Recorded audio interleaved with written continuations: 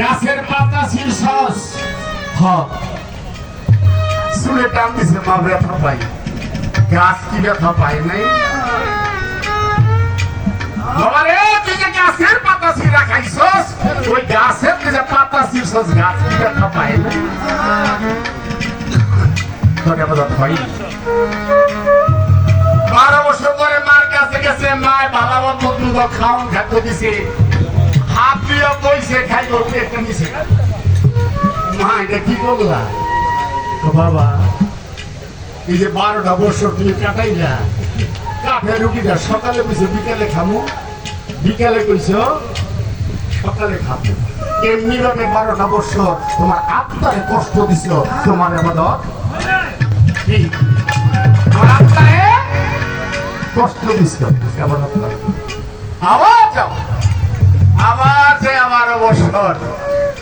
পা দুটো উপরে বেঁধে নিচ দিকে মাথা দিয়ে ঝুলে আছে একদিন বাকি থাকতে একটা মনের কাক এসে আয়া শরীরে ঠুকরায় হাড়ে ঠান্ডা এই বাদাম বাবা বসো ঘড়িতে ডাকি ৩৩ বছর মায়ের আবাদত করেছিল মায়ের কথা আমার শরীরে মাংস ভক্তি বললে আমার বড় খুব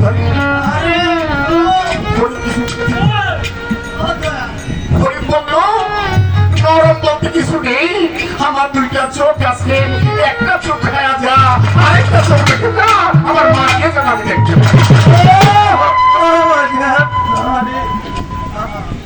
কাকটাই করবি চোখটা বেঁধে মায়ের কাছে গেল মা কান্দা মুখে জড়ায় দিয়ে বললো বাবা এইগুলো তো সাধনা কথাটা বলার কারণ গুরু দিছে 10 টাকা 9 টাকা সবাই 1 টাকা মিষ্টি এটা গুরুরে দিছে গুরুর কথা অমান্য হয় নাই বুঝছি কিনা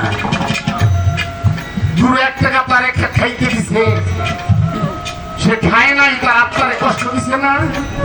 তার আত্মা কষ্ট পাইছে এই বলিদের কথায় আর এই কথা কি মিলে আত্মারেও কষ্ট দিল গুরুর কথা অমান্য করলো আবার গুরু সেবা করতে চাও না এই যে গুরু সেবা হবে না কারণ বেয়াদবি মাফ করবেন নৌকাইলে জয় বাংলা দানের শীষ এলে দানের শীষ এই জয় দিয়ে গুরু ভক্ত হয় না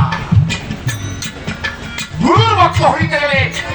যা কিছু আছে সর্ব অঙ্গ গুরুকে বিলাইয়া দিতে হয় যুগের সাথে তাল মিলে কি গুরু ভোজন হবে তাল মিলে গুরু ভোজন হবে গুরু তো আমার